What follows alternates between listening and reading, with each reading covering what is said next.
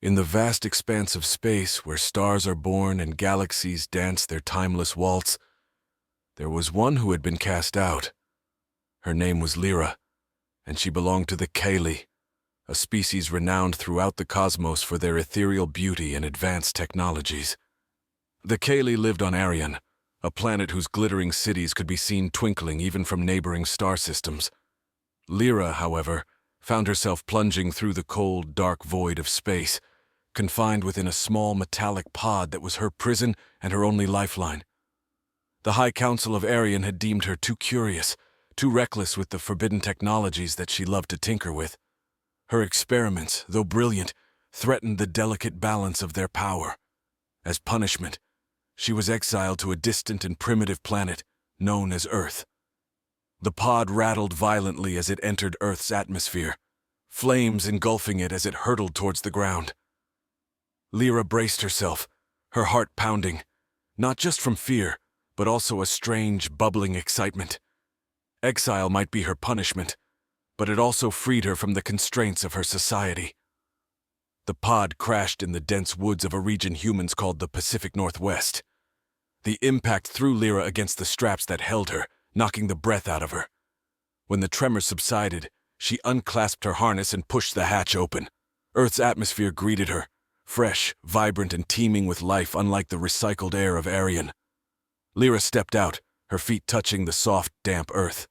She looked around, marveling at the towering trees and the chorus of sounds from creatures unknown. As Lyra ventured deeper into the forest, trying to formulate a plan for survival, she was unaware of the eyes watching her. Tom, a young man in his early 30s, had been hiking through the forest when he saw the strange craft plummet from the sky. Curious and concerned, he followed the trail of broken branches and scorched earth to the crash site. Hiding behind a thick trunk, Tom watched as the alien girl explored her surroundings. She was unlike anyone he had ever seen, tall and slender, with skin that shimmered with a subtle luminescence. Her hair flowed like liquid silver down to her waist, and her eyes, large and luminous, reflected the colors of the forest. Compelled by a mix of intrigue and a desire to help, Tom stepped out from behind the tree. "Hey, are you okay?" he called out, his voice echoing slightly in the quiet woods. Lyra spun around, her hand reaching instinctively for a device strapped to her belt. Seeing Tom, a human, her hand paused. Her people had studied Earth from afar, considering it a backwater planet with inhabitants not advanced enough to worry about. Yet here stood one, his expression a mix of concern and awe. Tom raised his hands, a universal gesture of peace. "I'm not going to hurt you. I just want to make sure you're okay. That was quite a crash." Lyra studied him, her sharp mind racing. On one hand, her training warned her to be cautious, but on the other, she was alone on an alien world. Perhaps, she reasoned, forming an alliance with this human could be beneficial. "I am unharmed," Lyra replied cautiously, her voice carrying a melodious accent that Tom had never heard before. "Thank you for your concern." "Can I help you with anything?" Tom asked, taking a tentative step closer. "My name's Tom. What's yours?" "Lyra," she answered, watching his reaction closely. His face showed genuine curiosity, not fear. "I am far from home." Tom nodded, understanding dawning on him. "You're not from around here, huh? Well, Lyra, welcome to Earth. Let's get you some help." Thus began an unlikely friendship that would challenge the boundaries of what both Lyra and Tom thought possible. As they walked together through the forest, Lyra's mind buzzed with questions about Earth and its people, while Tom was eager to learn about the universe beyond his planet. Little did they know, their journey together was just beginning. The morning sun cast a golden light through the trees as Tom led Lyra away from the crash site, weaving through the forest to where he had parked his old pickup truck. Lyra's eyes darted around, taking in every detail of the earthly flora and fauna, her curiosity unsated. Tom, noticing her interest, tried to name the creatures and plants they passed, though Lyra seemed more intrigued by their biological functions than their names. "Earth is vibrant," Lyra remarked, her voice a mix of wonder and analysis. "Your biodiversity exceeds what our probe suggested," Tom chuckled. "Yeah, there's a lot of life here, probably more than we even know about. We keep finding new stuff all the time." As they reached the truck, Tom opened the passenger door for her. Lyra examined the vehicle with a scientist's scrutiny, touching the peeling paint and tapping the metal. "Primitive, yet functional," she observed, climbing inside. Tom started the truck, the engine sputtering to life. He glanced at Lyra, who was examining the dashboard with an intensity that made him smile. "It's not a spacecraft, but it gets the job done," he said, pulling onto the road. Lyra nodded, her mind already piecing together how the combustion engine worked, comparing it to the energy systems of her world. She was about to discuss the inefficiency of fossil fuels when her attention was caught by the passing scenery: fields, forests, and the distant mountains. They drove in silence for a while, each lost in their thoughts until Tom broke the silence. "We should probably figure out what you're going to do here, Lyra. I mean, we need a plan, right?" "Yes," Lyra agreed, turning her gaze to him. "On Arion, I was a technologist, a creator. Here I must be something else." "You could continue your work," Tom suggested, a hint of excitement in his voice. "I mean, if you want to share, maybe you could revolutionize our tech." Lyra considered this. Sharing technology from Arion could bridge gaps between their worlds, but it could also draw unwanted attention. The Kylie were strict about interference with less advanced civilizations, yet Earth's technology was already so advanced in some ways, perhaps a little nudge wouldn't hurt. "Perhaps in time," Lyra replied cautiously. "First, I need to understand your world better. Its systems, its rulers, its conflicts." Tom nodded, understanding the prudence in her approach. "Makes sense. Let's start small. I know some people who would be very interested in meeting you, scientists and thinkers. We can trust them." As they approached the city, the density of human structures and their chaotic design surprised Lyra. The urban sprawl was unlike the harmonious, integrated architecture of Arion. Every building, every street seemed to have been constructed with only immediate needs in mind, without thought for aesthetic or environmental impact. Tom noticed her furrowed brow. "It's a lot to take in, huh?" "It is overwhelming," Lyra admitted. "Your species has such potential, but the disarray suggests a lack of unity. It's as if each piece of your world acts independently of the whole." "That's pretty accurate," Tom said with a wry smile. "But there are those of us who are trying to pull it all together. Maybe you can help with that." As they parked near Tom's apartment, Lyra felt a mix of anticipation and apprehension. Here on this chaotic, vibrant planet, she was an exile, but also, perhaps, a catalyst for change. As they walked into the building, her mind raced with the possibilities of what might come next, her exile turning into an opportunity, not just for survival, but for profound impact. In the days following her arrival, Lyra settled into a semblance of Earth life in Tom's small but comfortable apartment. He had provided her with books, devices, and access to the internet, all of which she absorbed voraciously. Each piece of information helped her construct a more detailed understanding of Earth and its inhabitants. Tom connected Lyra with his friend, Dr. Alana Miles, a prominent physicist known for her open-minded approach to the unconventional. Dr. Miles had initially greeted Lyra's story with skepticism, but the proof was standing right in front of her in Tom's living room. "This is truly remarkable," Dr. Miles admitted, looking Lyra over with a blend of professional curiosity and genuine wonder. "Your understanding of quantum mechanics alone could leapfrog our research by decades." Lyra nodded, pleased but cautious.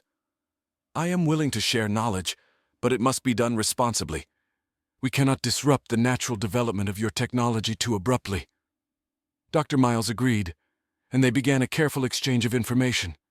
Lyra introduced concepts that were advanced, yet adaptable to Earth's current technology.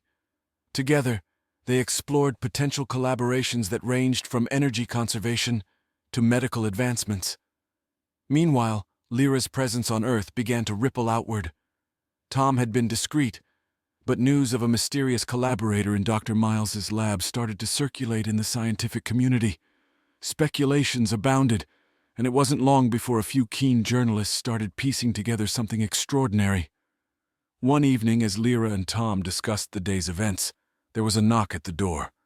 Tom peered through the peephole and saw a woman with a determined look and a camera hanging around her neck. He opened the door a crack. "Can I help you?" Tom asked, his voice edged with caution. "I'm Sarah Jennings with the Tech Future Daily," the woman introduced herself, holding up her press badge. "I've heard rumors about a new genius in Dr. Miles's lab, someone who's pushing the boundaries of science in unprecedented ways. I was hoping to get a story." Tom hesitated, aware of the need to protect Lyra's true identity. "I think you might be mistaken. It's just standard research. Nothing out of the ordinary." Sarah smiled, not convinced. "Come on, I know something big is happening. Let me in on it, and I promise the story will be respectful. This could be important."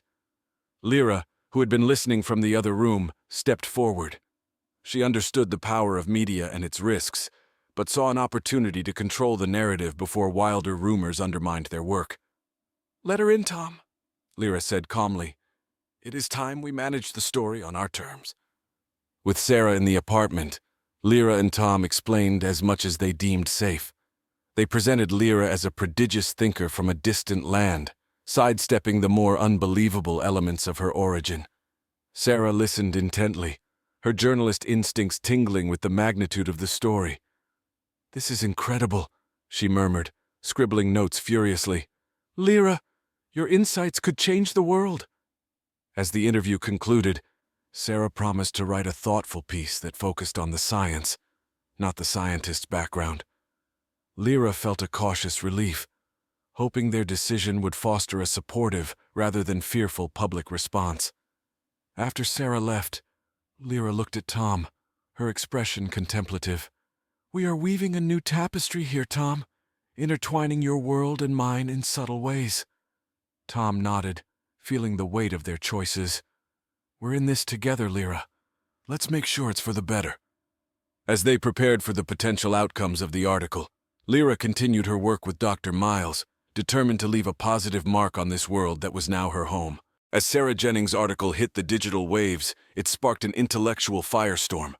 Her portrayal of Lyra as a visionary thinker from a distant land was tactful and intrigued the global scientific community, while the general public was abuzz with speculation about her mysterious origins. Universities and private laboratories expressed interest in Lyra's work, extending invitations for lectures and collaborations. Dr. Miles, overseeing these interactions, ensured that Lyra's involvement was handled with care, protecting both her identity and their ongoing projects. Amidst the growing fame, the nature of Lyra's innovations began to attract attention from less benign entities. One morning, as Tom and Lyra reviewed an invitation to a major scientific conference, they were interrupted by an unexpected visitor.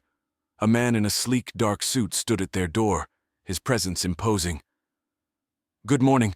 I'm Agent Cole with the National Security Agency. I need to speak with Miss Lyra concerning her recent contributions to science," he announced, flashing a badge that demanded compliance more than it requested cooperation. Tom felt a chill. "Is there a problem, Agent Cole?" "No problem, per se," Cole replied, his voice neutral. "We are merely interested in understanding more about her work and ensuring it aligns with national security interests." Lyra stepped forward, her demeanor calm but her mind racing. "My work is for the benefit of all humanity. I am here to assist in progress, not to create conflict." Agent Cole nodded, but his eyes were sharp, assessing. "We appreciate that, Miss Lyra. However, we need to ensure that such advanced technology does not fall into the wrong hands.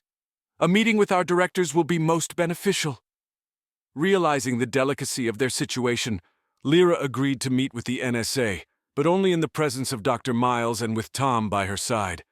Agent Cole agreed, and arrangements were made for a meeting at a secure government facility.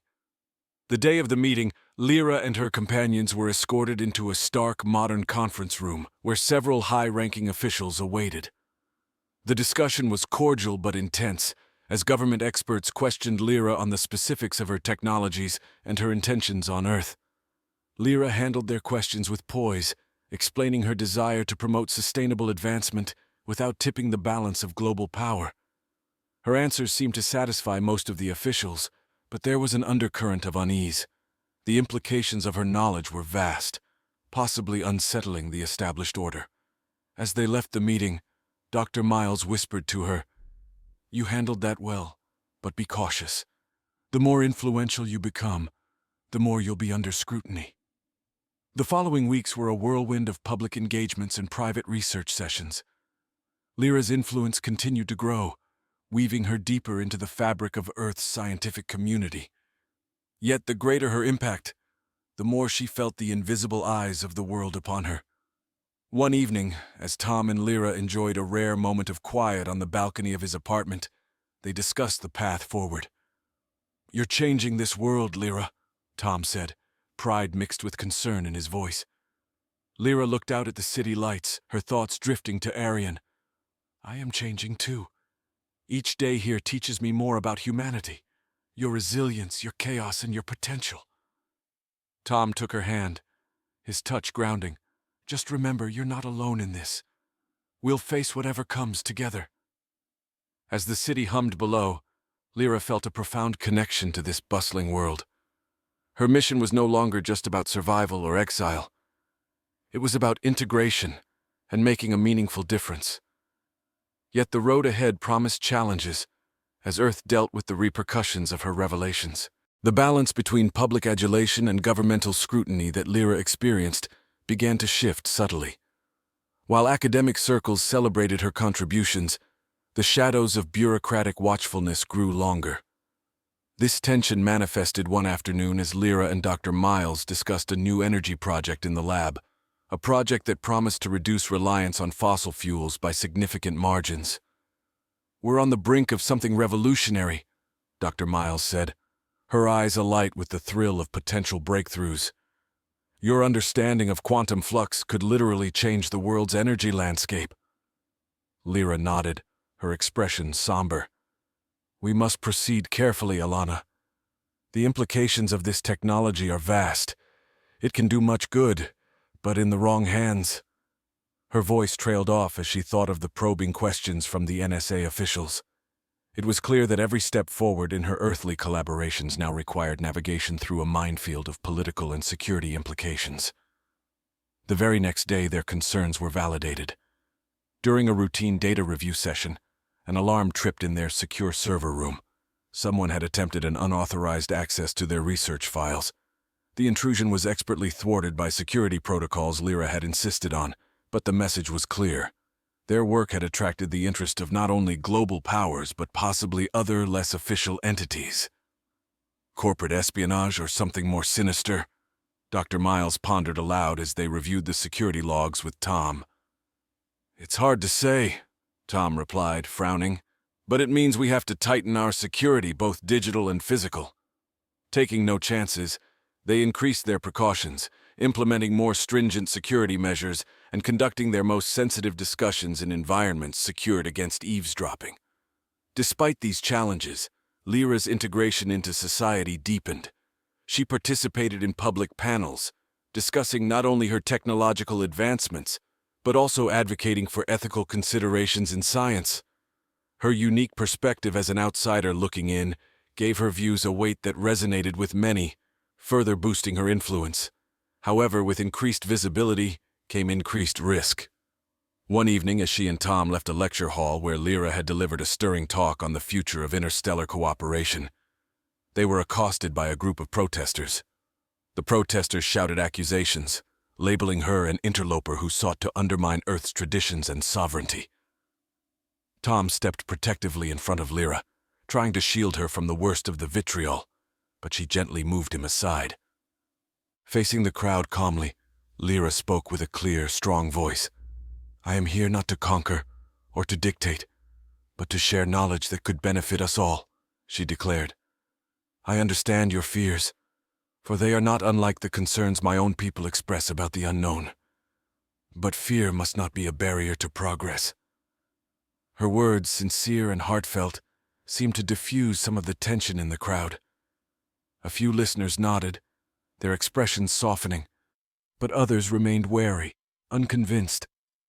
As they drove back to Tom's apartment, Lyra was quiet, reflecting on the confrontation. Tom glanced at her, his expression troubled. "Are you okay?" Lyra sighed, her gaze fixed on the passing city lights. I'm reminded that change is often met with resistance. It is not the technology alone that will transform this world, but the willingness of its people to embrace new ideas and to abandon old fears. Tom reached over, squeezing her hand. Whatever happens, we'll manage it together. You've started something big here, Lyra. Bigger than either of us imagined. In the safety of Tom's apartment, as they watched the city at night, a world full of complexities and contradictions, Lyra felt the weight of her role here. Her exile had become a mission, one that was as delicate as it was crucial. The path forward was fraught with challenges, but also ripe with the promise of unity and advancement. Her resolve hardened. She would do whatever it took to bridge the worlds, not just between stars, but between hearts and minds. As Lyra's influence expanded, the spectrum of reactions broadened. Her initiatives now touched upon major global concerns: energy, health, and environmental conservation. With each successful implementation, her renown grew, but so did the scrutiny and opposition. In a world teetering on the brink of technological renaissance, some saw Lyra not just as a harbinger of change, but as a threat to established orders and power structures. It was during an international summit on clean energy that the underlying tensions came to a head. Lyra stood before a diverse audience of world leaders, scientists, and activists, prepared to unveil a new system that could potentially end the world's reliance on non-renewable energy. The auditorium was packed, the air thick with anticipation and the subtle undercurrents of political agendas. As we stand at the crossroads of history, Lyra began, her voice clear and resonant, we are presented with a choice: embrace a future where technology serves humanity, or cling to outdated systems that strive only for profit at the expense of our planet. Her speech was met with a mix of applause and murmurs of dissent. As she detailed the technical aspects of the new system, designed to harness and redistribute renewable energy across global grids, it became evident that her plan would radically shift the power dynamics of the world's energy markets. Backstage after her presentation, Agent Cole approached her, his expression a mix of admiration and concern. Miss Lyra, while your vision is commendable, you must understand the complexities of the world's political landscape. Your technologies could destabilize economies, even governments. Lyra met his gaze steadily. I am aware, Agent Cole, but progress cannot be hostage to fear. My aim is to benefit humanity, not to challenge it. The tension came to a climax the following night. Lyra and Tom were returning from a celebratory dinner when they were ambushed by a group of masked assailants. The attack was swift, intended to kidnap Lyra and silence her efforts.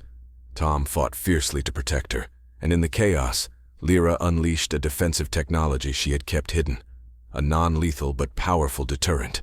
The assailants were repelled, but the message was clear. Lyra's presence on Earth was no longer just an opportunity. It was a catalyst for conflict. In the aftermath, as government officials and private entities clamored for control over her technologies, Lyra made a decisive choice. At a press conference, surrounded by supporters and media, she announced the creation of an open-source platform for her technologies. Knowledge belongs to all, she declared. I will not allow it to be weaponized nor monopolized. From now on, my discoveries are available to everyone, to use for the good of their communities and their environment. This bold move disarmed her opponents. Without exclusive control, there was no point in silencing her. Her technologies, now freely available, spread rapidly, adopted by those who truly aim to implement them for the public good. As the world adjusted to this new paradigm, Lyra continued her work, now not just as a scientist, but as a leader in a global movement towards sustainable development. She and Tom, who had stood by her throughout the turmoil, found solace in each other's company. Their bond deepened by the trials they had faced. In the tranquility of Tom's apartment, looking out over a city lit by energy-efficient lights, Lyra felt a profound peace. We have ignited a spark, Tom, she said softly. Tom smiled, his eyes reflecting a mix of pride and relief. Yes, and it's a flame that won't be extinguished. You've changed this world, Lyra, and it has changed me, she replied, her gaze thoughtful, her heart now as much earthly as it was Kaylee. In the grand tapestry of the cosmos, Earth was no longer just a place of exile, but a home, and her journey here, one of transformation and enduring hope.